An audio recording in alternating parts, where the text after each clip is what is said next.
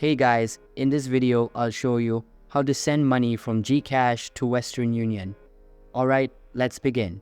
So we only have three ways to basically pay for our transfers or our transactions currently on Western Union. So first is via a credit card, a debit card or a bank account, or through an agent that is considered or is recognized by Western Union. Now, currently those are the three ways that you can only send via a card, a bank account, or in person via an agent. Now, if you still want to proceed with your transaction, what you need to do first is you need to sign up or create a new account or log in into your account if you already have an account with Western Union. Now, select the option that says send money and indicate the desired destination and import the amount and currency.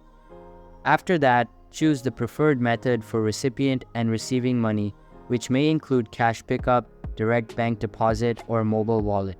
Now select your preferred payment method from the following options, review the transfer summary, and proceed with the subscription submission of your transfer request. And that's about it. So that's basically how you can send money from GCash to Western Union. And that's it for this video.